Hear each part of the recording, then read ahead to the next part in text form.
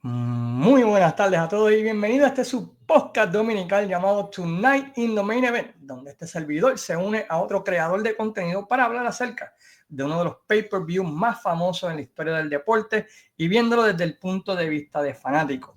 Esta semana tengo de invitado a una persona que lo sigo en su podcast, lo sigo en sus social media. Estamos hablando acerca del hombre que algún día escribirá la biografía, el libro sobre la vida y carrera de Rey González. Estamos hablando acerca de Omar Vázquez de Trifulca Media. ¿Cómo estamos, Omar? Bien, gracias, Keith. Gracias por la invitación y ya tú sabes, estamos ready para hablar de un majestuoso evento de luchístico. Exacto, ¿verdad? ¿Por qué cuando te hablé, ¿no? Y te mencioné, mira, vamos a hacer esto del pay-per-view, me sacaste de inmediato WrestleMania 12? ¿Por qué ese pay-per-view te llamó tanto la atención? Mano, Shawn Michaels y Bret Hart. Yo te diría que esos dos tipos, en especial Bret Hart, significa mucho de mi interés por la lucha libre. Obviamente yo empecé consumiendo WWC, Capitol acá en Puerto Rico y eso, Sí. pero los fines de semana pues siempre iba al videoclub que teníamos en Viejo San Juan, que Gerardo trabajó allí después, años después, pues nosotros íbamos allí, alquilábamos todas esas películas viejas de lucha libre y ahí como que me fui poniendo al día con mucho pietaje de WWF.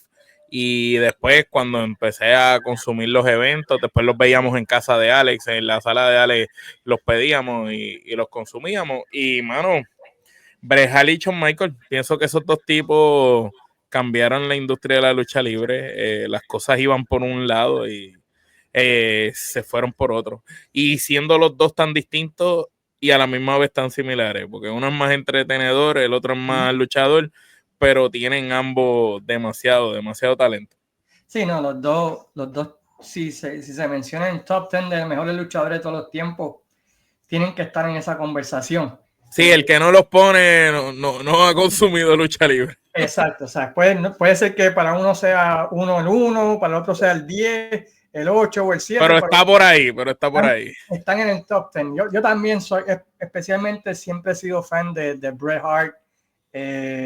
Yo pienso que es uno de esos luchadores que tú puedes ver una lucha de él ahora en el 2025 y es como si pasó ayer, ¿no? A pesar de que fue una lucha de 1990 y pico.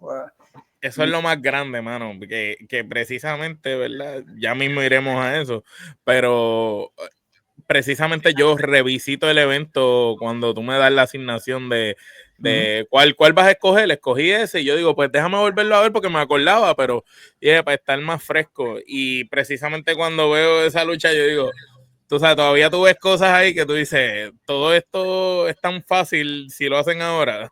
¿Tú sabes? Sí, exacto. Y este evento de WrestleMania 12 fue un año bien interesante para la lucha libre, ¿no? Tanto de la WWF como de la WCW, un año de muchos cambios, brincos, cambios, y el juego estaba a punto de cambiar, por decirlo así, tan solo meses después de esto, ¿verdad? Cuando Hogan se hace rudo, pero ya un poquito antes de este evento, ya WCW había estabilizado lo que era lo más difícil para ellos, que era el sistema de house shows. Ellos, amparados en el feudo de Flair con Savage, pues ya estaban, por decirlo así, poniéndose a la par con la WWF en cuanto a house shows se refiere, aunque todavía había una diferencia, ¿no? Entre las casas, pero todavía básicamente ya se veía que WCW se veía como una competencia real. Ya no era como que la otra empresa, ahora era ya como que wow, ahí están los tipos. Recuerdo que para esa época también ellos empezaron a salir en cambios de series y cosas, diferentes luchadores los entrevistaban en programas y traían no solo de WWE, sino, WWE para ese momento, pero también de WCW. Y también, ¿verdad? Pues era el tiempo donde pues WCW estaba tirando la torta, ¿no? Para llevarse a varios luchadores, de los cuales hay varios en este evento, ¿verdad? Pues que vamos a estar mencionando. Así que vamos de lleno a lo que es el evento. Lo pueden encontrar en Peacock, aquellos que tengan Peacock o como yo, todavía tenemos, ¿verdad? Lo tenemos por ahí en tape y otros quizás lo tengan en DVD, ya, ¿verdad? Pues digitalizado o así por el estilo. Pero esto fue uno de esos eventos que se rentaba bastante. En los Sí, días este fue de los que se alquilaba mucho en los VHS, en los en VHS, los sí. extintos VHS. Es interesante que está el logo, a pesar de que fue en Anaheim, era como de Hollywood, ¿no? Como de Motion Picture. Bueno, vamos a algunos de los datos interesantes de WrestleMania 12. Déjame que cerré la... Dame un segundito aquí. Que cerré lo más Cerraste. importante, los datos. No sé, te digo. Anyway, pues fue celebrado el 31 de marzo del año 1996 en Anaheim, California, en el Arrowhead. Precisamente cerca de esta fecha, ¿viste? Estamos Sí, un par de días después, pero cerca. Bueno, ahí estamos cerquita, estamos cerquita. Arrowhead Stadium en California, Anaheim, California, tuvo una asistencia de 18.852 personas para un gate de 737.440. ¿Quieres adivinar cuánto más o menos era el promedio de los tickets, de las taquillas para ese evento? Si querías ir a verlo. ¿Cuánto era en esa época? El promedio te salía a $100, igualito que WrestleMania 41. Casi. Casi igualito, casi igualito. I mean, casi nada, casi nada. Y las ventas de pay-per-view, fíjate, este número a mí me sorprendió, quizás te sorprenda a ti cuando te diga, fue de 290,000 ventas solamente. Yo hubiera pensado que era de más. Sí, fue el segundo pay-per-view menos visto en la historia de WrestleMania. Y te pregunto, antes de entrar de lleno al evento, ¿tú crees que fue menos pedido por el hecho de que aquí vino la transición de los big guys a los tipos pequeños, de los hombres grandes a los hombres pequeños? Pues también pienso que Porque tiene que antes ver. como que los main events era, fíjate, tienes que pesar casi 300 Sí. para que de verdad sea un main event. Buena pregunta. No sé si era eso o era el hecho de que usualmente dos técnicos en el evento estelar Era no raro, era raro. Era raro y como que no había mucho pique. Pues, por eso es que después uno de los dos termina virándose. Termina virándose. Yo creo, no sé si fue ese detalle que los dos entraron babyface o técnico, o fue el hecho pues de que sí, de que estaban acostumbrados a hombres grandes, pero sí, cuando vi las ventas me sorprendí bastante porque dije, wow, tan bajita. El más bajo fue el del siguiente año, pero aquel lo puedo entender, que todo el mundo estaba viendo WCW, que fue WrestleMania 13, pero me chocó ver a mí también me choca porque hubiera pensado que fue más exitoso, pero este es de esos eventos que quizás en el momento no fue un clásico, pero a medida que pasaron los años se fue inmortalizando y convirtiendo en un evento que, por ejemplo, aquí hay dos luchas en particular que cualquiera que sea luchador, fanático de la lucha libre o le gusta la lucha libre debe de ver, porque son como que unas piezas que te pueden dar mucho de dónde partir. Exacto, creo que esto es como, sabes que hay algunas películas que en el cine no hacen dinero, pero en el mundo de video Se van recuperan el virales. dinero. Sí, pues yo creo que este es uno de esos WrestleMania, porque yo creo que a través de los años mucha gente ha vuelto a verlo y lo ha disfrutado. Yo sé que yo lo renté un montón de veces. Somos dos. Sí, así que no me sorprendería que eso. Hubieron dos luchas, que son las dark matches, ¿no? Uno fue las Buddy Donnas derrotando a Henry y a Phineas Godwin para ganar el campeonato mundial en pareja, cuando Skip plancha a Phineas. Y la otra lucha, no sé si te acuerdas, en ese tiempo, pues WWE le estaba tirando a Hogan y a Savage con Nacho Man y el Hoster. Y el Hoster y Billionaire Ted. Pues ellos tuvieron una lucha aquí en el Dark Match. Sí, una porquería realmente, pero sí, era increíble porque Vince, si tú te acuerdas, siempre le ha gustado ridiculizar a la competencia cuando se le viran, tú sabes. Lo mismo hizo con Holly Nash aquella vez y puso aquello a Kane Sí. y al otro hacerle de Scott Hall, y realmente tú notabas la diferencia, era como una burla. Lo Sí. hizo con Goldberg, con Gilbert, ¿te acuerdas? Siempre, Siempre él tiraba esas pullitas. Pero siempre ha yo creo hecho que eso. con Nacho Man y Hogan como que les dolió más. Yo creo que la salida Pues acuérdate, era el hombre franquicia de la empresa, el creador del entretenimiento luchístico. Y Macho Man era un super personaje y el tipo había estado en momentos importantes de la empresa. Pero lo de Macho Man, quizás yo entiendo más que les dolió Hogan que Macho, porque Macho se molestó con ellos cuando lo sientan de comentarista. Tú sabes, sí, porque porque él supuestamente era muy todavía le bueno. queda, porque estaba Nique muy viejo y le quedaba todavía. Y fíjate, es un caso parecido a lo que le pasó a Samoa Joe en WWE. Lo ponen de comentarista, lo ponen de agente antes de que brincara para IW, y el tipo después que brincó para IW todavía sacó buenas luchas. O que si tú lo hubieras dejado allí, pues hubiera podido aportar. Sí, porque él tuvo un run del 95 al 98 que fue bueno en WCW, ese feudo con Flair, el feudo, ¿verdad?, con DDP, que estableció a Sí. DDP.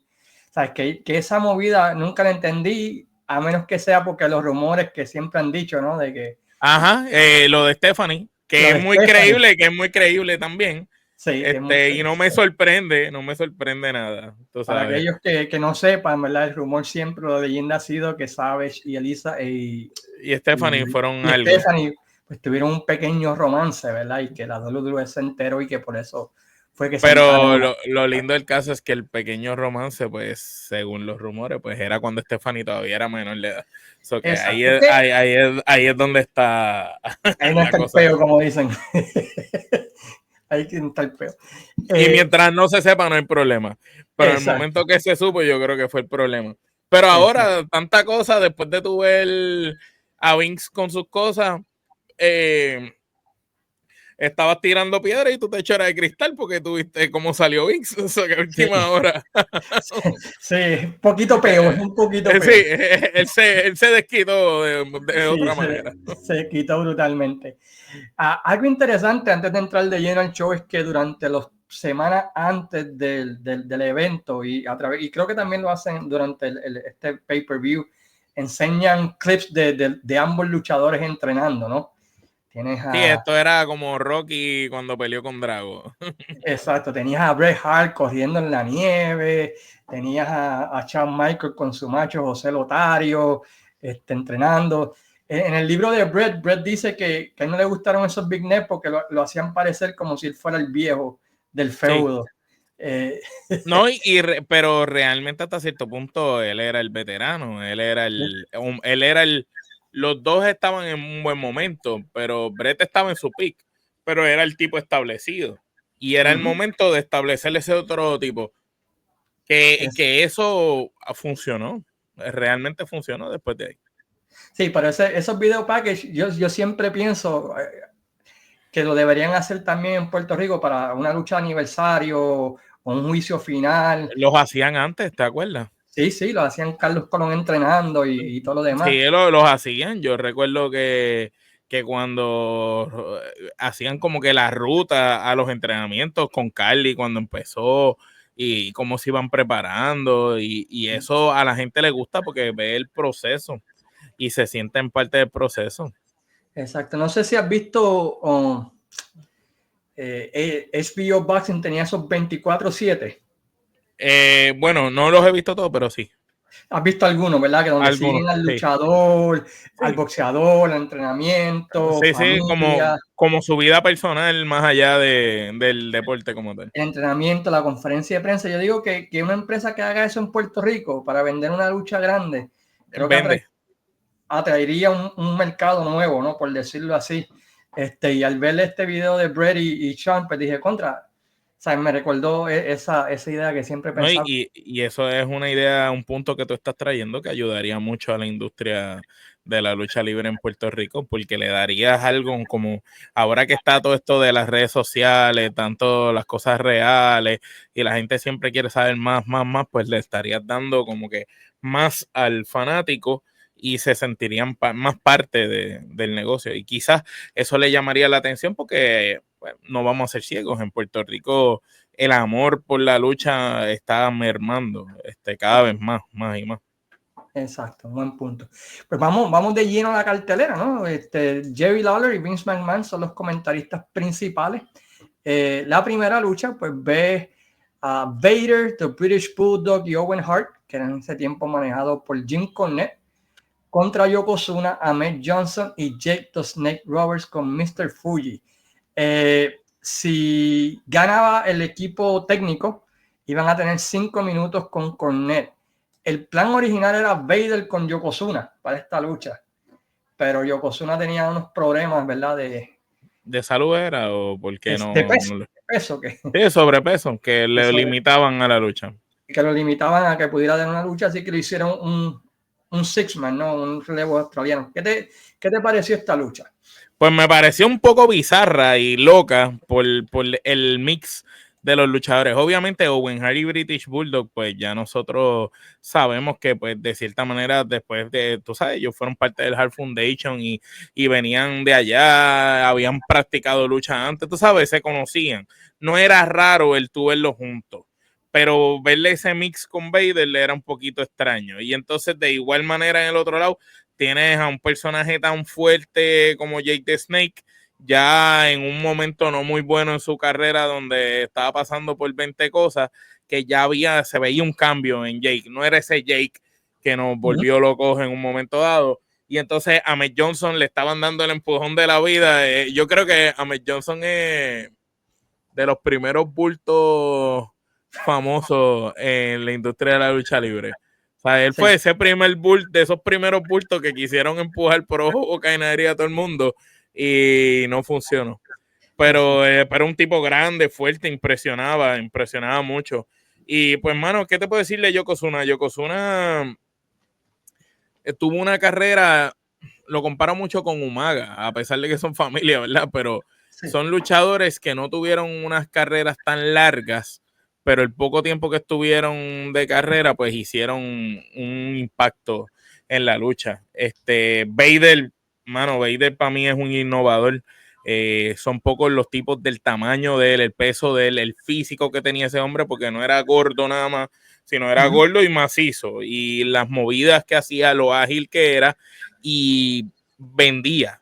Entonces, todavía él te vendía eso de los monsters, del monstruo, el tipo grande, dominante, y ver el pareo de él con Yokozuna, pues llamaba la atención.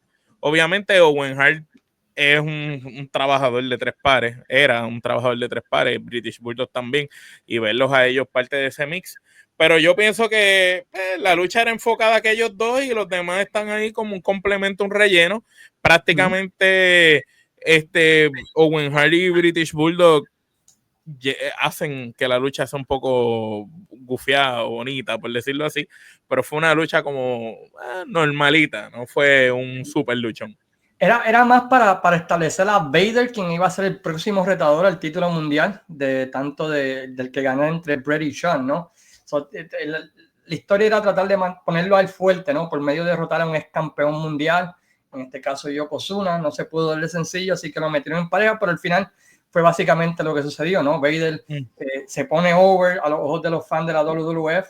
Y yo siempre he pensado, mano, que la WWF, en inglés dicen drop the ball, que fallaron con Vader, hermano, porque ese tipo desde en WCW y en era Japón, bien, era una mega estrella y acá no lo fue. Le debieron haber sacado más. Sí, pero hubo una persona que se llamaba HBK, ¿verdad? Pues que algún día hablaremos de SummerSlam, que el ego, un ego un superior. ego un poquito grande, ¿verdad? Que destruyó. Pero esta lucha, como mencionó Mal, ¿verdad? Pues interesante y era básicamente logró su propósito, establecer a Vader a los ojos de los fans de la WWF. Luego de esto, pues tenemos este feudo bien raro. Originalmente iba a ser Scott Hall, ¿no? Sí. El que Razor Ramón. Razor Ramón, discúlpame, gracias. Todavía era Razor Ramón ahí. Todavía era Razor Ramón, discúlpame. Que iba a estar, ¿verdad? Pues peleando, que estaba peleando con Goldust durante ese tiempo. Pero supuestamente, ¿verdad? Pues falla una prueba de droga. Es el rumor. Y pues meten, ¿verdad? Pues ¿cómo te Roddy digo? Pues Piper. meten a Roddy Piper en este feudo. ¿Y qué tú crees? Pues para mí superó las expectativas de la elección. ¿O Sí, tú crees que, porque, y te lo está diciendo alguien que era fanático de Razor, entonces a mí me gustaba el personaje de Razor y Scott Hall.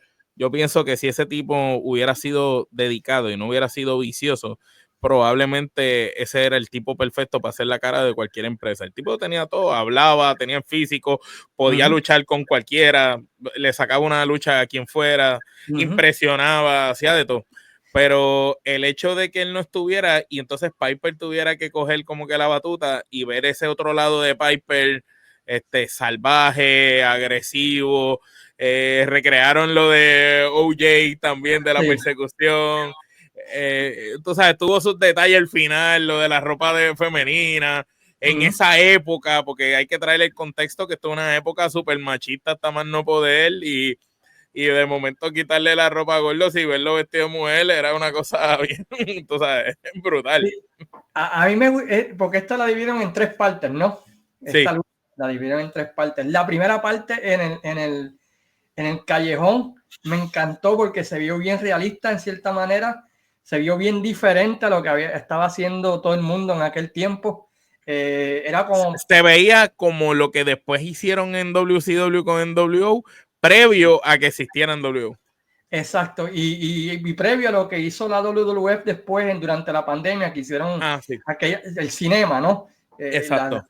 Pues ellos lo hicieron aquí, y esa parte me gustó porque se vio interesante. Luego, ¿verdad? Pues vamos a hablar, ¿verdad? De la segunda parte, que ahí donde yo pues, me perdieron un poco.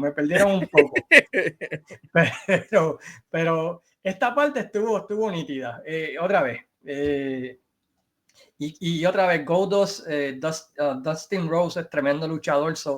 Al día de hoy todavía sigue dando super lucha. Yo creo que es uno de los luchadores más subestimados en la lucha libre.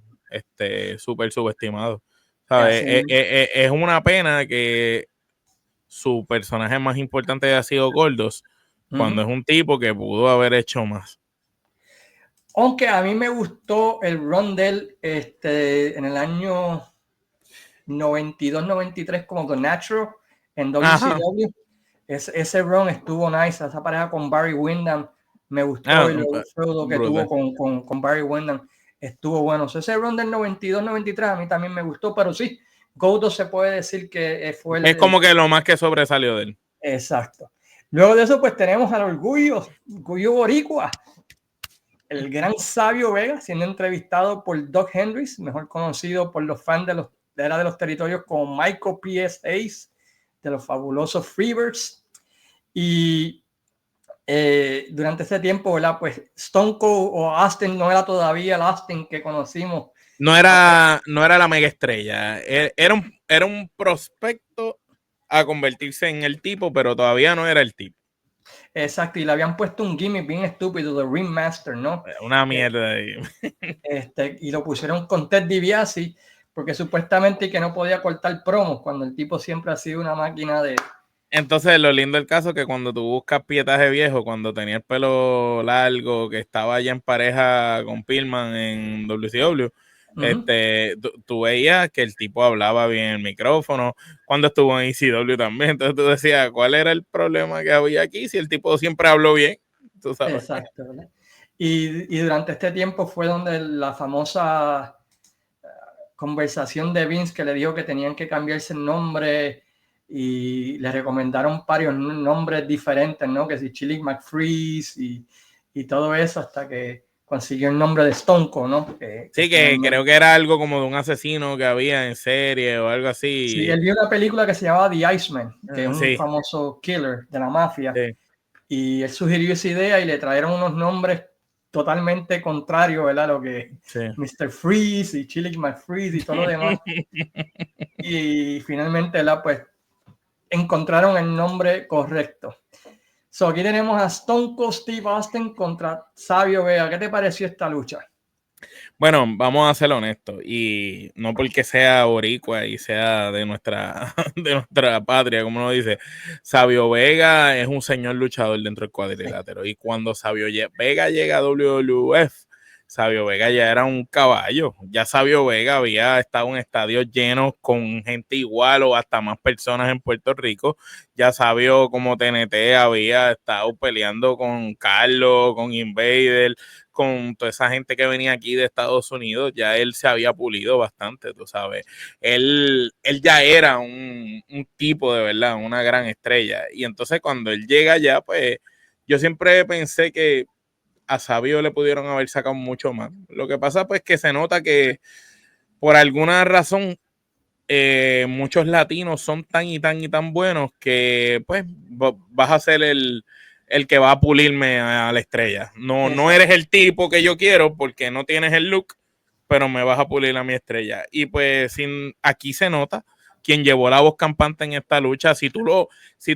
Yo cuando la vi en aquel momento decía, wow, nítido, sabio con Stone Cold, pero cuando tú la ves ahora y tú la analizas bien y ves el contexto, tú dices, se nota aquí que Sabio era superior a Austin en el cuadrilátero. En ese momento, quien lleva la voz campante en esa lucha es Sabio. Y no es que Austin era un rookie, Austin ya también era un luchador que había pasado calle, pero no tenía más talento en ese momento de lo que tenía Sabio, sin lugar a dudas. Y de verdad, para mí, la lucha fue muy buena.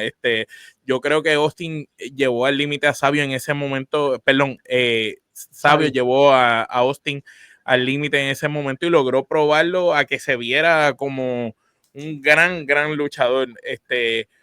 Incluso para esta época todavía Stone Cold tenía un arsenal más movido de Y no movimiento. tenía las lecciones del cuello. Tú, tú sabes que después de las lesiones que él empieza como a ir bajando la cantidad de cosas que hacía, y en esta época todavía hacía muchas cosas, y obviamente Sabio estaba en una condición física envidiable. Sabio se movía como un gato en ese ring, y de verdad una muy buena lucha. Estoy de acuerdo contigo. Lo único que no me gustó que sirvió como backdrop de lo que del chase de O.J. Simpson, ¿no? Usaron, No, sí. eso fue lo único. Ahí perdieron, usaron pietaje de verdad de lo que fue De paso, sí. lo de O.J. Simpson. Estaba obsesionado Vince con eso.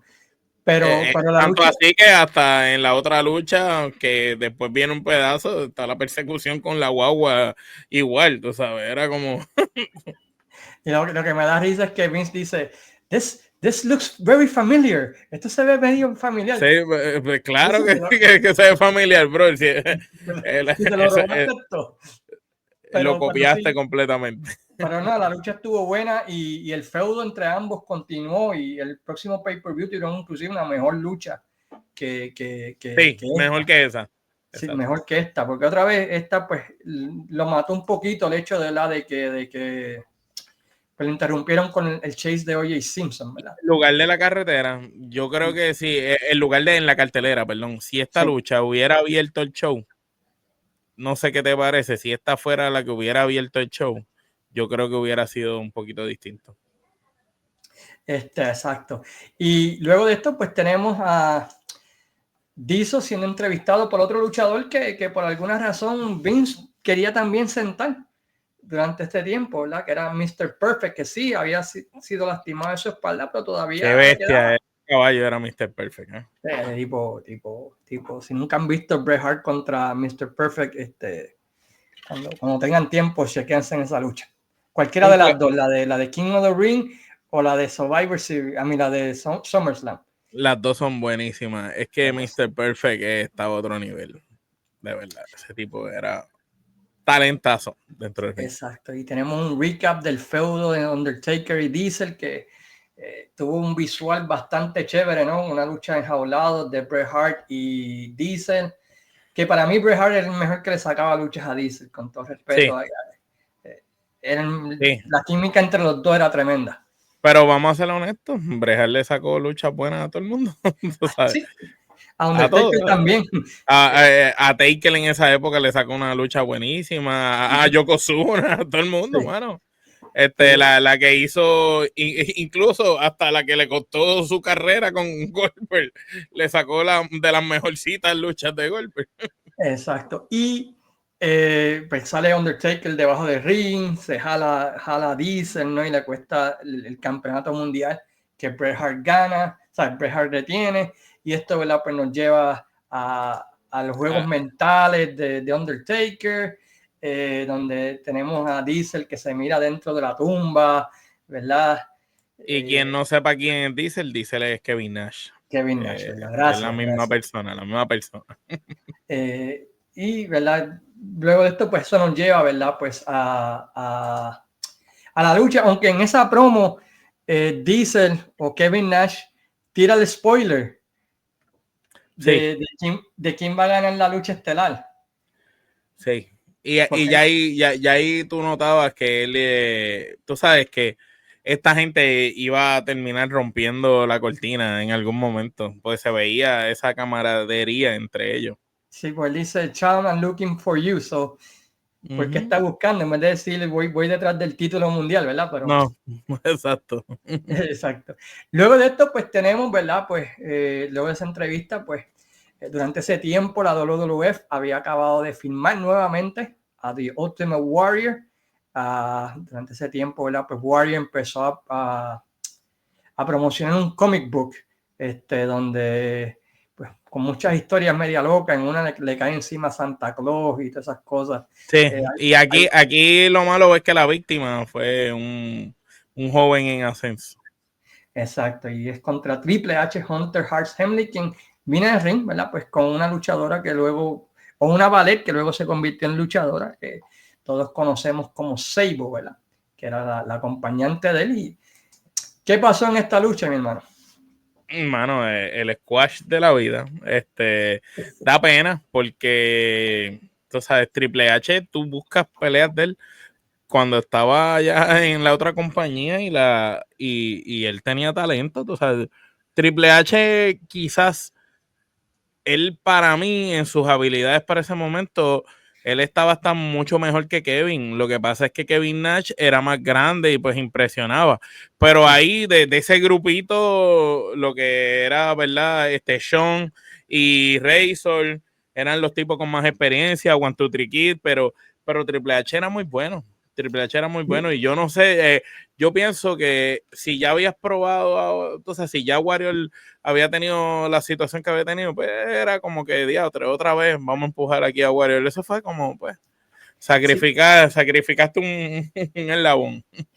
Y especialmente a Triple H que estaba llegando a esa lucha invicto. Eso no hace sentido. Entonces tú le vas a quitar el invicto con un tipo que no es que no es el mismo tipo que hace tiempo atrás, tú sabes. Exacto, que si querías debutar a Warrior tenía un montón de otra gente en el roster. Cualquiera, hubiera traído cualquiera de esos chamacos que estaban allí en el backstage. Exacto, que podía, sí, que podía, o sea, no tenías que sacrificar a Triple H, pero lo sacrificaron. Y no era como que estaba castigado, porque lo de la cortina, eso fue después. Fue después. Exacto, eso no fue como que esto es parte del castigo, ¿no? Sino que simplemente fue como que... Fue como que un mal buqueo en esa época, fíjate. Porque la decisión fue pésima. Hubieran cogido a cualquier otro. Había mucho talento ahí. Exacto. Y la verdad es que Warrior como que no encajaba con ese WWF del 96. Estaba además. Sí. Él era muy pintoresco para esa época. Muy caricaturesco, exacto. Era en lo que era él ya para ese momento, era como estos personajes así, como el antiguo Big Boss Man o el Honky Tonk Man. Entonces, ya en ese momento, exacto. Además. Que aunque no habían hecho todavía el cambio completo, pero estaba llegando ese momento el cambio y como que la gente pues... Y no duró mucho, o sea, sacrificaste a Hunter en ese momento. Que iba invicto. Que iba subiendo. Lo sacrificaste, ¿verdad? Para elevar a alguien que se te fue en 2 o 3 meses, porque no duró mucho. Creo que tuvo un feudo con Jerry Lawler, que usaba una gorra, que no sé si te acuerdas del ángulo, que se puso una gorra porque no quería que le rompieran el cuadro de la cabeza. Sí. Tiene que aprender de RPM Mike Davis, que lo cogió como macho. Y que poniéndose una gorra, que todo el mundo sabía que algo iba a pasar, ¿verdad? Pero era innovador, era como ahora que tú ves el descaro, cuando le van a dar el sillazo ya tú ves que se están virando, tú sabes. Sí, y dan el cue con la mano, como que Sí. ahora es. Estoy esperando, ya estoy listo, tú sabes. Estoy listo. No, ponen la espalda así para que. Sí, arquean la espalda, ahí estoy ready.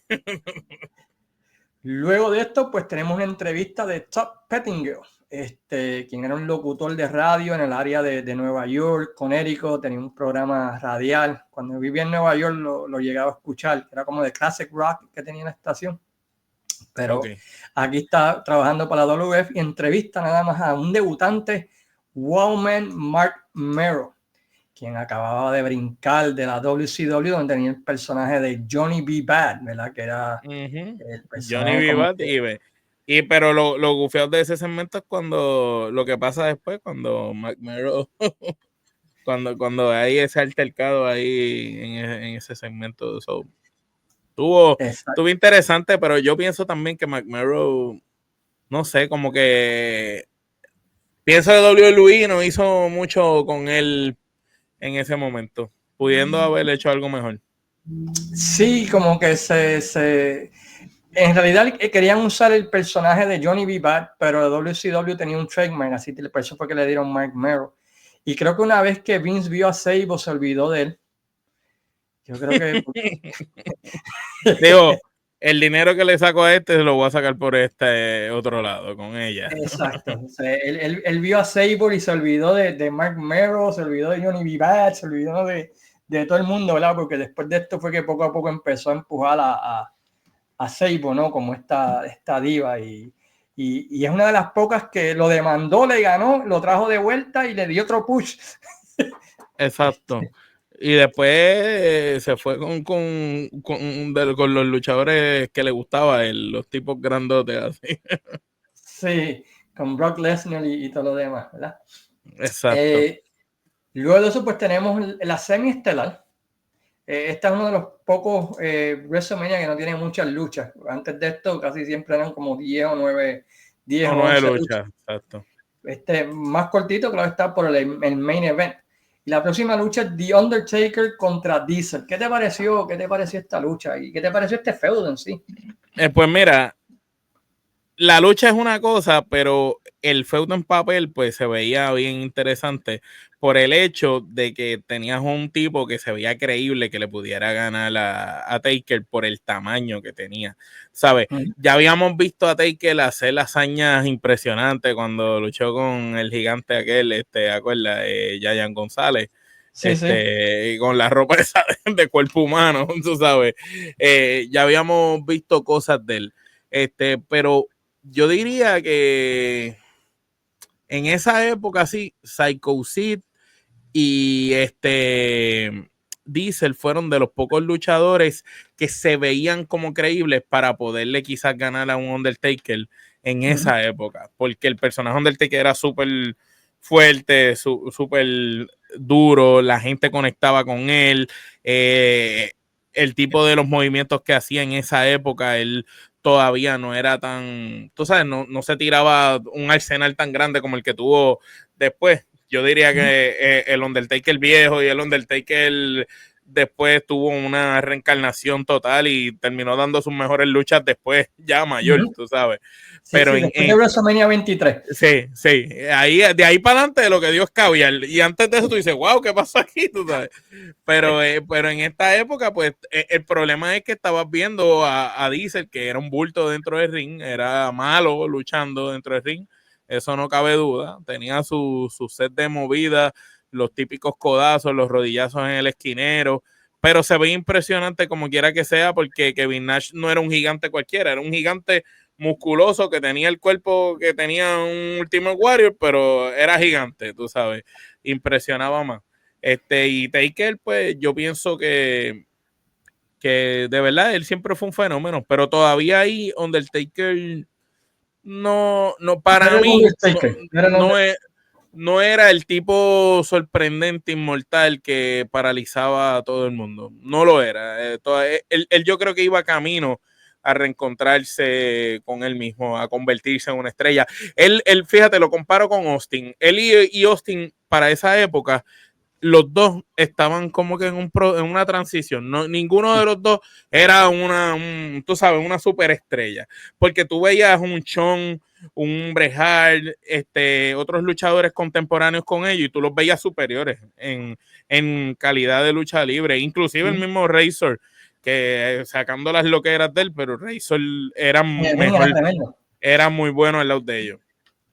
Y esta lucha, pues fíjate, estuvo buena para ser dos big men. Usualmente luchas de dos. No fue lenta, no fue tan lenta. No fue lenta, se tuvieron movidas, envolvieron a la fanaticada. Y la gente compró el Tombstone al final, tú sabes. Lo compró y era complicado porque tú notas que lo hizo hasta de lado.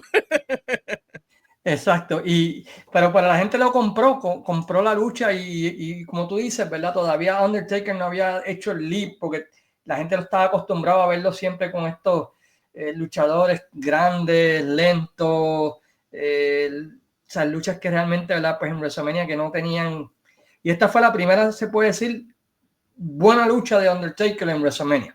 Exacto. La primera buena lucha. La que empieza a abrir un antes y un después en su carrera. Exacto, porque después de esto, ¿verdad? Pues tienes el feudo con Shawn Michaels, que tiene el mejor Hell in the Cell, después tienes... es increíble que cada vez que ellos se enfrentaron, superaron la lucha anterior. Eso está brutal. Sí, 3 luchas brutal en WrestleMania y que cada una supere la anterior es difícil. Exacto, y luego pues tuvo el feudo con Austin, que también fue bueno, y luego pues en WrestleMania 23, ¿verdad? Que de ahí para adelante todos los años corría y... Sí, pero él tuvo momentos muy icónicos después, con Mick Foley, yo pienso que con Randy también. Lo que pasa es que Randy tampoco está en un buen momento, pero con Orton tuvo... A mí esa lucha de WrestleMania 21 fue que ellos lucharon, ¿verdad? Sí. Cuando Randy le mete ese RKO. ¿Verdad que tú pensaste, este es el tipo que lo va a destronar? Sí, y Randy en ese momento realmente tenía el ángel, lo tenía todo. Randy era sí, porque tenía el gimmick de Legend Killer cuando ese match y los había acabado a todos. Era como que el que quedaba era este. Y cuando hice ese RKO, yo me acuerdo que yo ¡wow! Porque sí, creí, la verdad que creí, y sigue siendo una de mis mejores luchas favoritas de Undertaker. Y te digo algo, si la historia hubiera sido así y no hubiera sido Brock, yo entiendo, ok, vamos a ponerlo así, yo entendí por qué terminaron, por qué Brock fue y todo lo que después Brock logró hacer y en lo significativo y que no hubiera pasado si Brock no hubiera hecho eso lo entiendo. Pero ciertamente yo pienso que la calidad de luchas, si Randy hubiera sido el que hubiera roto el streak en esa época, de ahí en adelante hubiera sido mucho mejor para todo el roster completo. Sí, tenías ahí una cara ya establecida. Aunque, otra vez, como tú bien dices, durante ese tiempo, pues Randy tras bastidores tenía una reputación, ¿verdad? Tenía unos issues no muy buenos. Exacto. No muy buenos, ¿verdad? Así que, ¿cuán dependable, cuándo tú podías depender de en ese momento, ¿verdad? Ahí es donde va la parte de que disciplina mata talento. Sí. Jamás en la vida John Cena es mejor que Randy en talento, pero es mucho más disciplinado y la disciplina lo llevó a ocupar el lugar que era de Randy, porque si te acuerdas de todos esos muchachos, ¿quién fue el primero que tuvo el turno al bate? Randy. Era el más joven y fue el primero que confiaron, el que le soltaron el título. Cuando lo separan de Evolution lo hacen el tipo. No era Batista, el tipo no, el tipo era Randy. Sí. Cuando John Cena todavía no era John Cena, ya Randy Orton era Randy Orton. Pero eso está bueno para un episodio de esos que ustedes hacen de What If, que hubiera pasado si... Sí. Si la cara hubiera sido la cara y no Cena. Si Randy Orton no tuviese la costumbre de ensuciar en los backs.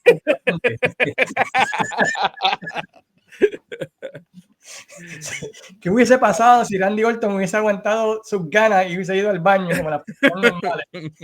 Defecar todos los backpacks de todo el mundo. Así mismo, si no hubiera sido un defecador. Sí. Luego de esto, ¿verdad? Pues gana Undertaker en una buena lucha que recomiendo que la chequeen. Creo que históricamente es bastante buena y poco tiempo después de esto, ¿verdad? Pues Nash y Hall. se abandonan, creo, en el mes de mayo que hacen el famoso Curtain Call, ¿no? Y donde se llevan a Triple H enredado, ¿no? Me dieron estos dos revanchan el campeón, pues te fastidiaste tú. En hacer Alguien tenía que pagar. Alguien tenía que pagar. Luego de esto, ¿verdad? Pues vemos tras bastidores a Goldust y a Piper llegar a la arena. Y la tercera parte, ¿verdad? De lo que es la historia de Piper y del Hollywood Backlot Pro entre Piper y Goldust. Lo único que yo no entendí es por qué empieza allí, se van, dan esa persecución de película y vuelven otra vez. ¿Cuál fue el fondo de me voy y vuelvo? Si no es que aparecí en otro lado, ¿me entiendes? Nunca entendí eso. Nunca entendí. Que Vince compró los derechos de la persecución de Jay Simpson y que ella pasando en televisión. Igual con la cámara de las noticias, pasando por encima de todo, igual. Sí. Él compró eso y dijo, tengo que buscar, ¿cómo lo puedo hacer? Mira, porque literalmente en teoría no hace sentido, ¿no? Estás en en teoría no hace sentido porque el tipo está huyendo, tú sabes, y vuelve. Y vuelve. Vamos al sitio de donde me escapé, para que, anyway. Y aquí tiene la tercera parte y básicamente, ¿verdad? Pues se van a las manos y como tú mencionaste ahorita, Piper le quita la ropa a Goldust, revelando un lingerie de mujer. Y Goldust se va, no hay como una plancha, simplemente... No, él se abochorna tanto que se va. Exacto, y Piper gana. y Piper queda como él lo logré. Sí, pero ¿qué lograste? No lograste tú sabes. Sí, no lo planchaste y Marlena, ¿verdad? Pues cubriendo a Goldust de su lingerie. Pero la verdad que, otra vez, la primera parte me encantó, las otras dos como que, no sé, no hizo mucho. Como que no había un norte en la pelea. Exacto. Fue como que cuando la ejecutaron, no sé, yo en vez de llegar otra vez a la arena, me hubiera ido para otro lado a pelear en el backstage, en otro lugar, o que chocaran por allá, por la calle, qué sé yo, pero pues, lo que hicieron, yo entiendo también que era para el público, pero sí. Pues, no sé, fue flojongo ese final. Sí, y luego de esto, pues vamos, ¿verdad? Pues a los video packages para el main event y enseñen lo que hablamos ahorita, ¿no? De Shawn entrenando en San Antonio. Tenemos a Stu Hart con José Lotario, el primer ídolo boricua de la lucha libre. Ahí en los 50 y 60 y 70 para la Championship Wrestling de Florida, antes de la Capitol. Exacto. Él era el héroe nacional. Y luego de eso, ¿verdad? Pues tenemos a Stu Hart entrenando a Bret Hart en el que era básicamente lo mismo, pero para los canadienses. ¿Tú sabes? Exacto. Y la pregunta era, ¿quién es el mejor? Y luego pues ambos hablando. Esta fue la primera lucha de Best in the World. Tú sabes que después la han hecho 20 veces con 20 personas distintas, pero estos fueron los primeros dos que tú dices, teatro, ¿quién es el mejor? Ellos anteriormente habían tenido una lucha de escalera. Sí. Que fue bastante inclusive fue, tú sabes, ok, la de Razor y Shawn causó impacto por la manera que fue y lo innovadora que fue en ese momento, pero la de Bret Hart con Shawn para mí fue mucho mejor en cuestión de lucha.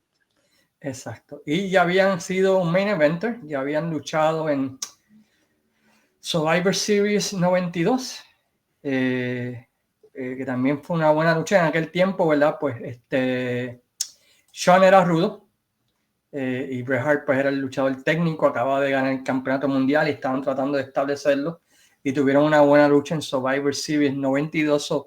Esta es la tercera, ¿verdad? De la trilogía de aquella época, ¿verdad? Y pues tenemos a Gorilla Monsoon en el ring, y básicamente que era el presidente de la WWF. Tenemos a... Yo creo que mucha gente cuando vio a Shawn Michaels bajar del techo en en el rappel y dijeron, ya se nota que va a ser la nueva cara de se veía que iba a ser la nueva cara, aunque con el tiempo ellos hicieron eso como tan obvio que de ahí en adelante empezó a cambiar. Cada vez que una entrada majestuosa la tenía un luchador, perdía. De ahí, como cuando Triple H entra con Motorhead cantando la canción, pierde la lucha. Cuando aquel entró con una banda, pierde. Cada vez que tenían una entrada brutal, ¡pam!, perdían. Son pocos los que... No me había dado cuenta de eso, ¿ves? Todos los días uno aprende. Pero en esa época todavía era como que, wow, tú veías como que esas píxelas y tú decías, pues, obvio, este es el tipo. Sí, porque Bret entra como cualquier luchador y aquí tienes... Como siempre entraba. Bret entró como siempre entraba, su misma entrada, y aquel entró con un glamour, una cosa increíble, tú sabes.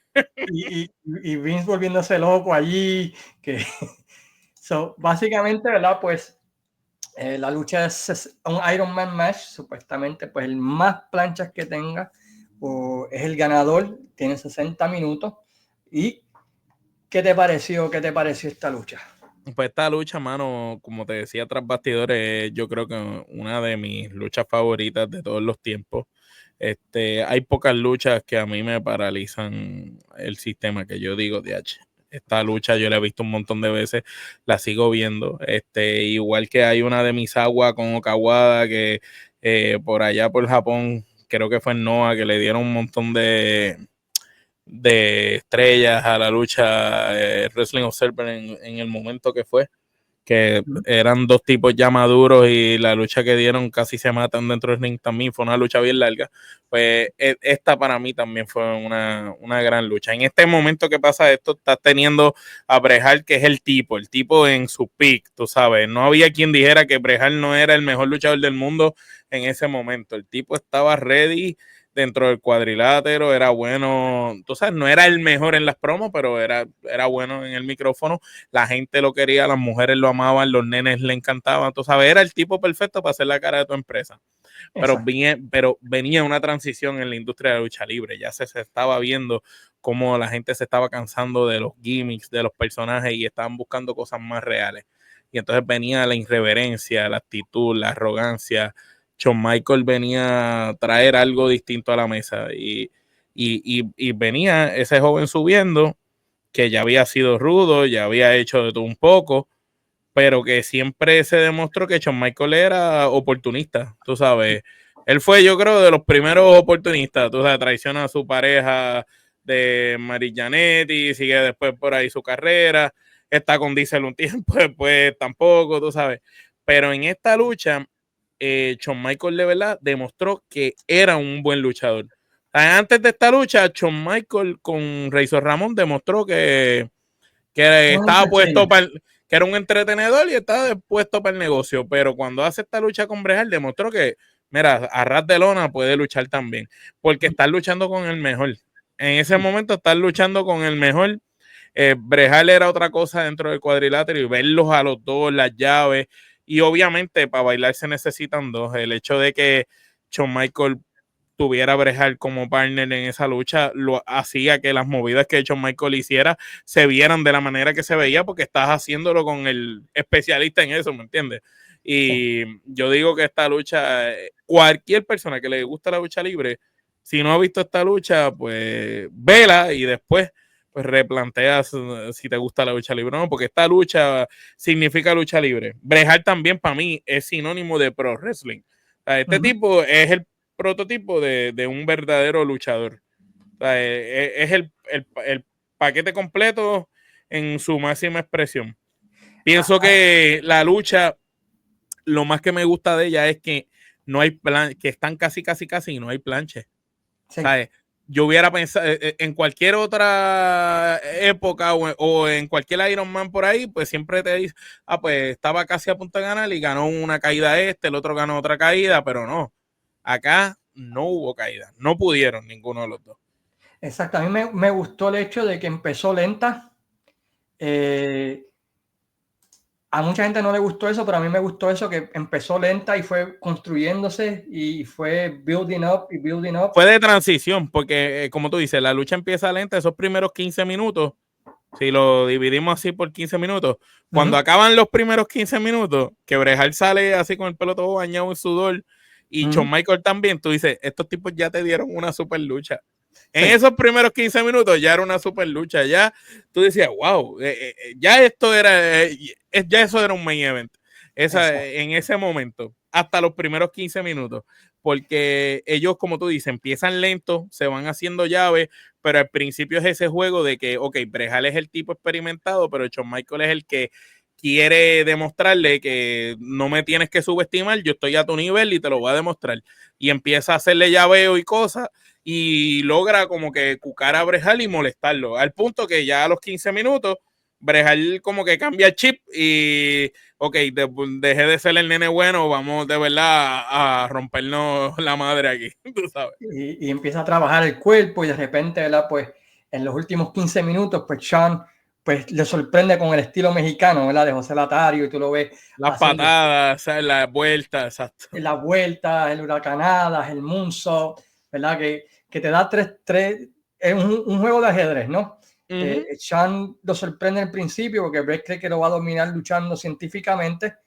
Shawn lo sorprende, ¿verdad? Y pues dice, sí, pues dame, te voy a jugar un juego un poquito rudo, y domina esa parte de la lucha. Y de repente viene Shawn Michaels y dice, oh sí, tú me vas a hacer eso, pues yo te voy a tirar lo mexicano, ¡pam!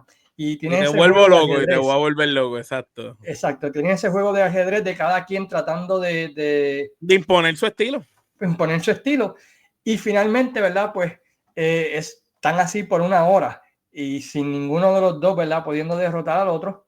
Ahora, ¿en qué momento? ¿Tuviste en algún momento que uno de los tipos, como yo digo, le bajara? Porque no. Eso es lo más brutal de esta lucha.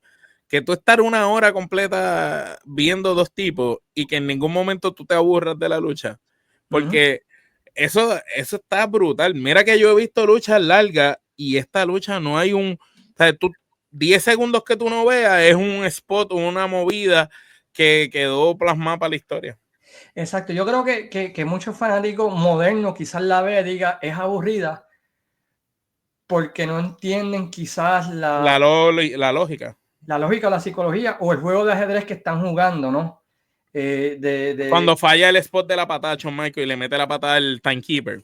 Ajá, a Tony. No, eso quedó nítido. Y cuando sale Vince y dice, mira, golpeó el timekeeper, tú sabes. Era traerte contexto poco a poco. Era ir creándote una historia. Y básicamente en la lucha, pues tú ves lo que ambos personajes han desarrollado. Shawn desde el 92, cuando se convierte en rudo, hasta ese momento, y lo que Bret ha evolucionado del 92 también. So, tú ves como esa pieza final, ¿no?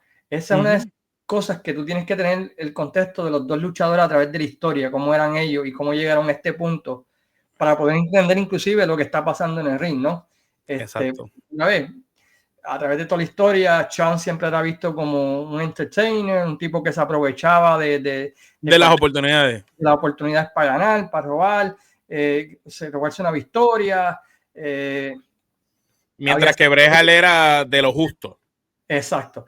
Él había sido rudo y técnico. Aquí ¿sabes? Había esa dinámica con Shawn que tú no sabías si él podía, ¿verdad? Pues ser el domen. Y esta lucha, pues básicamente era ver si podía o no podía. Y era la graduación de Shawn Michaels, literal. Exacto, ¿verdad? Porque después de aquí es que Shawn Michaels demuestra que puede cargar a otras personas. Exacto. Hasta esta lucha, Shawn Michaels necesitaba un compañero de baile suficientemente poderoso para hacerlo lucir bien. Ya después de esta lucha, pues él demuestra que ya él está certificado, o sea, como graduado, y de aquí en adelante él es el tipo que puede subir a otras personas, como de igual manera pues lo hacía por tanto tiempo Brejal. Exacto, vamos a ver, con un minuto que queda, Shawn trata la patada voladora, falla. Bueno, no falla, sino que Bret lo agarra y le pone el sharpshooter. Qué energía ahí, en ese último minuto. Tanta cosa que pasó en ese último minuto completo. Pasaron tantos spots y tantas cosas. Tú dices, wow, ¿cómo todavía les queda energía a estos tipos? Y al final tú ves a Bret poniendo en el sharpshooter a Shawn Michaels y suena la campana. Bret piensa, ¿verdad? Que retuvo, porque sí, técnicamente, ¿verdad? retuvo el título bajo ley, ¿no? No, de acuerdo a las leyes que habían en ese momento en la lucha, él retenía el título porque la pelea se acabó y no hubo ganador. Pues tú te vas para casa con el título. No es que ganaste, pero retuviste porque te vas para casa con el título, no hubo ganador. Exacto. Y pues, empieza a irse cuando Gorilla Monsoon le dice, papi, ¿para dónde tú vas? No, regresa para atrás porque esto va a ser on sudden death. Muerte súbita. Última súbita, el primero que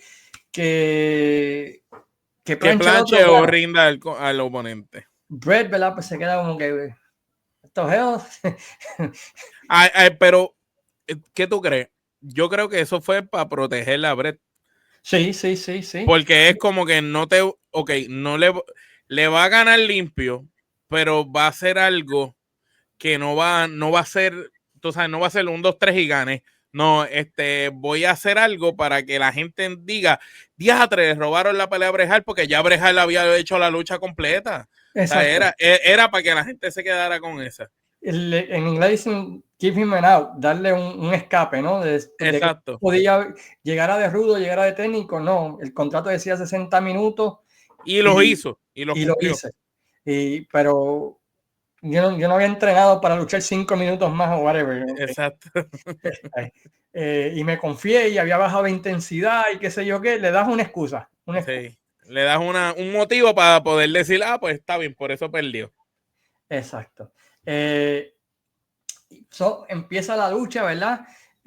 Bret empieza a atacar la espalda de nuevo de Shawn Michaels y Shawn Michaels lo sorprende con el primer switching music. ¿Tú pensaste que ahí fue? Pues fíjate que yo decía, diatre, no. En ese momento yo dije, no va a ser tan rápido, pero pues.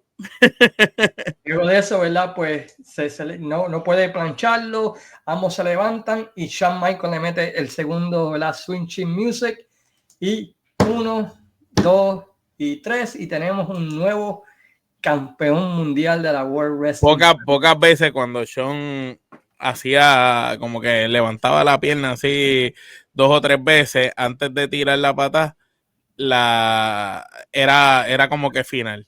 A veces cuando la tiraba así sorpresiva era que de verdad era final. Pregunta, porque esto siempre ha sido un punto de debate entre mucha gente. ¿Tú crees que debieron haber tenido más pinfalls o tú crees que como pasó, era la decisión correcta? Yo creo que como pasó era la decisión correcta, pues si le dabas pinfall, pues le estabas dando razón o motivos para que se sobreentendiera que uno de los dos tenía ventaja sobre el otro. Al terminarlo como que diatre, estuvieron 1 hora estos tipos, lo entregaron todo y ninguno pudo ganarle al otro. Entonces es como que está regresando un Bret Hart frustrado. Porque el Bret Hart que regresa al ring no. Entonces también el lenguaje corporal, entonces por eso es que Bret Hart es tan grande, señoras y señores, porque cuando la pelea se acaba, el lenguaje corporal se nota que esto, tú sabes que el tipo ya estaba preparado porque mentalmente tú cambiaste el chip de que te fuiste explotado porque acabaste de entregarlo todo en ese ring por 1 hora, la lucha se acaba y tú vas caminando para la cortina, como uno dice. Y cuando de momento te dicen eso, la cara de él es como que él no lo puede asimilar. Él vira. Y cuando él vira desenfocado, desencajado. Ya no era el mismo Bret Hart que estuvo hasta antes de la campana. Ya era un Bret Hart frustrado, que estaba cometía errores, así mismo, fuera de concentración. Y entonces ahí estaba la oportunidad perfecta para que Shawn Michaels ganara. Yo pienso que fue un final perfecto. Lo que sí me hubiera encantado más hubiera sido otros gimmick matches entre ellos a lo largo de la carrera. Como que la riña hubiera durado. Lo que pasa es que pues después pasa más adelante lo que pasa y todo. Pero yo pienso que la historia de ellos hubiera sido más larga. Mucho más larga. Luego de esto, ¿verdad? Pues según Bret y luego confirmado por el mismo Shawn le dice a Earl Hebner que le diga a Bret Hart que se salga de get out of the fucking ring, que se salga del ring a Bret Hart. Al principio Champ, no, yo nunca dije eso, pero después, ¿verdad? Pues admitió que sí lo dijo, que le estaba Pero era el, pero robando. él, pero él era el ego. Y Sí, sí. Chon tenía celos de ser más joven y considerarse él en lo personal mejor que Brett o estar listo, y que todavía para ese momento quien tenía más respeto era Brett. Uh-huh. Y Brett se Y va ahí eso habla de ambos como personas. uh-huh. De igual manera, Brett tampoco es fácil. Brett tiene un ego de 3 pares de cojones, pero el cabrón, él respaldaba, tú sabes, como dice Rey González, tú sabes, los hechos que respalden las palabras, tú sabes. Uh-huh. Cuando tú respaldas con hechos las palabras, pues, si tú dentro del ring eres una bestia, pues eres una bestia. Pues el plan, Brett se va sin darle la mano a Shawn, y el plan era que en WrestleMania 13 el evento estelar sería pues nada más que Bret Hart contra Shawn Michaels, donde Shawn Michaels devolvería el favor, pero perdió la sonrisa, se le perdió en la gaveta, no la podía encontrar Desapareció. y entrega el título y se forma 2 meses antes de WrestleMania, creando un caos en el build-up de WrestleMania 13, y que a la larga pues yo creo que funcionó más porque nos trajo a Austin contra Brett en WrestleMania 13, ¿verdad? Que esa pelea vale WrestleMania 13. Exacto. Y el pay-per-view anterior había un Final Four entre Austin, Vader, Undertaker y Bret Hart. Ajá, Esa me lucha, acuerdo. Esa lucha está cabrona. Increíble. Eso, qué bueno que Shawn perdió la sonrisa, ¿verdad? Porque nos dio esas 2 luchas y nos dio el feudo Austin Brett, que todas las luchas de ellos fueron tremendas. La de Survivor Series. Survivor Series 96 es increíble también. Mucha gente piensa en WrestleMania 13, pero esa de Survivor Series 96. Para mí, ese es el mejor periodo de la WWF en personal. Noviembre del 96 a noviembre del 97. Porque Brutal. tienes a Brett con Austin, tienes a Shawn Michaels regresando, el principio de DX, tienes a Owen Hart y el Hart Foundation uniéndose a Brett. Tiene tantas Y cosas. el Hart Foundation estaba fuerte en ese momento, pues estaba duro. Tienes a Brett de rudo, que tiene una causa legítima, tienes esa historia que Canadá eres técnico, en Estados Unidos eres rudo en Estados Unidos, ¿sabes? Que era algo diferente, ¿no? Ese periodo para mí siempre ha sido que si no hubiera pasado lo de Montreal, tú te imaginas cómo eso hubiera durado más. Yo pienso que, yo siempre he pensado que la carrera de Bret Hart acaba ahí cuando él se va, tú sabes. Noviembre del 97. Yo quiero pensar que ahí acabó su carrera. Pero tú te imaginas que Vince le hubiera igualado lo que él estaba pidiendo. Porque él lo que estaba pidiendo era que le igualara. Él no quería más chavo. Él le dijo, tú me igualas lo que me están dando ellos, yo me quedo. Porque yo quiero estar aquí. Que es similar a lo mismo que le dijo Razor. ¿Sabes? Que de cierta manera Vince fue responsable de que estos tipos se fueran. Porque los tipos te están diciendo, ninguno, a última hora, ninguno realmente vio WCW como una opción. No. Ellos solamente le están diciendo, mano, me están ofreciendo esto allá, yo me quiero quedar aquí, igualamelo y ya. No. Y entonces por eso se terminaron yendo todos. Exacto. Que de hecho también hay que agradecerle a Razor Ramón y a Diesel que se fueran, porque pues entonces gracias a ellos y a sus gestas es que después todo el mundo empieza a cobrar buenos sueldos. Sí, que ellos tienen su aporte ahí. Pero hasta ese momento, si Vince le hubiera dado a Brett lo que se hubiera quedado y Brett se hubiera quedado, ¿tú te imaginas todo lo que hubieran podido haber hecho? Imagínate que lo de Montreal no hubiera acabado como acabó y hubiera acabado como se supone que hubiera acabado. No, hubiese sido, o sea, porque el plan era Brett con Austin en WrestleMania 14. Exacto. Con la revancha de WrestleMania 13, que eso hubiese sido un luchón un luchón brutal, y que cuando el luchón esté por acabar o cuando acabara apareciera Chon. Exacto. Pero lo interesante es que esta fue la última lucha de ambos hasta noviembre del 97. Exacto. Todo fue tras bastidores, todo fue tirándose en cámara, todo fue en todos lados menos en el ring, ¿no? Y cuando sucedió... Pero pasó. había algo, se veía algo personal. Como Sí, que no, la lucha acabó de una manera que dejó un mal sabor en cada uno. exacto. Y después cuando regresaron, eso era a tirarse a matarse. A la yugular. A la yugular en las promos. Que si lo hacen hoy en día, muchos luchadores se sentirían bien ofendidos. Sí, la gente habla de CM Punk hoy en día con los shoots, pero si tú escuchas lo que ellos decían en esa época, era shoot. Y te acuerdas cuando los invitaban a los programas eso y le hacían preguntas, no me acuerdo en qué programa es que están entrevistando, no sé si a Sean o algo, y este sale y habló así bien. No, porque este tipo tiene un ego cabrón, así mismo. Sí. En un programa canadiense, que también salió Vince y Sí. salieron luchadores, pero no me acuerdo ahora el nombre de ese programa. Pero bueno, ¿qué opinión personal final? ¿Qué le recomienda este pay-per-view a la gente que quizás nunca lo han visto, ahora que estamos en temporada de WrestleMania? Claro, si tú eres fanático de WrestleMania y te gusta lo que está pasando ahora, debes de ver este evento, porque aquí hay luchadores que hicieron cimiento para otros luchadores, tú sabes, y obviamente siempre la versión original para mí siempre va a ser mejor que las que vengan después, pero si a ti te gusta lo que tú has visto, qué sé yo, de Damien Priest, pues hubo un Undertaker que hizo cosas similares previo.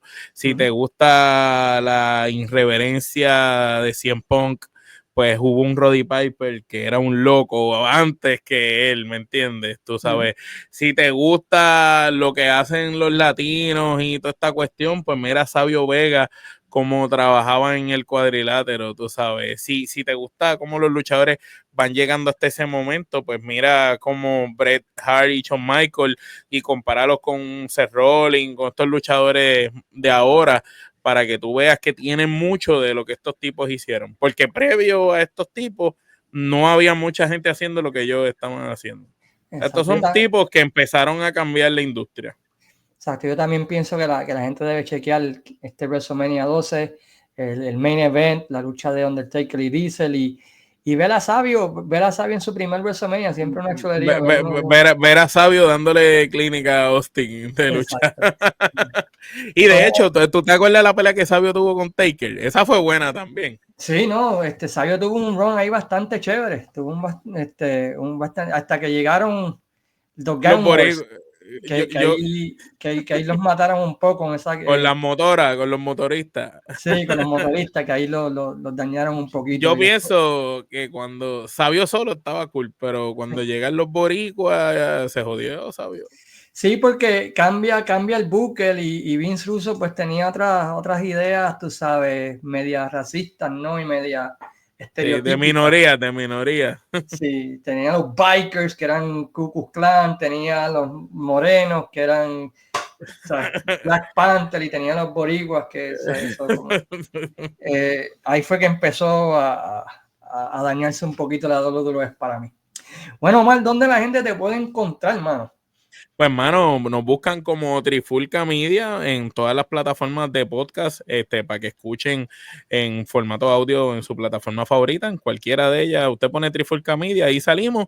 Y si nos quieren ver, vayan al canal de YouTube Trifulca Media y van a ver todos los podcasts que estamos produciendo bajo la plataforma. Y hay un nuevo podcast que aprovecho aquí para promocionarlo. Simplemente una trifulca con Robbie Joe Medina de Simplemente Robbie, síganlo también a él.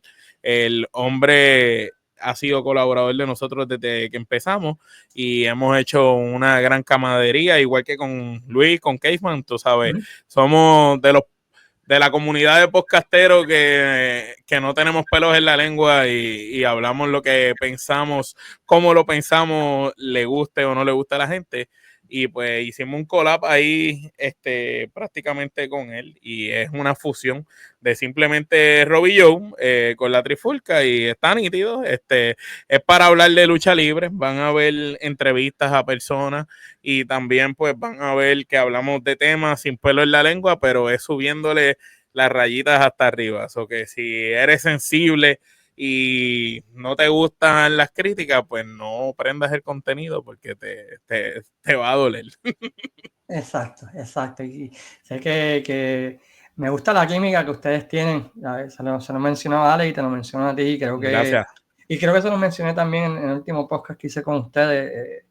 El último año se nota el crecimiento de ustedes como en la química entre ustedes, ¿no? De entrar y salir y leerse los pensamientos y poder conectar. Y es uno de los podcasts que más escucho cuando veo un tema Gracias. de ustedes. Igual que los tuyos, nosotros somos fanáticos, no solo de las columnas, lo que escribes en las páginas, pero también de los territorios. Nos hemos puesto al día, hemos aprendido un montón con los podcasts tuyos, que básicamente el que es fanático de la lucha libre y quiere aprender la historia de lo que ha sucedido, tienen que visitar los podcasts de Caveman, porque ahí van a entender y van a aprender un montón, no solo de la lucha libre que está sucediendo en el acto, sino de las cosas que sucedieron antes, que hoy en día todavía suceden cosas que incluso lo discutimos aquí, cosas que sucedieron en el pasado, si tú las aplicaras hoy, podría funcionar mejor.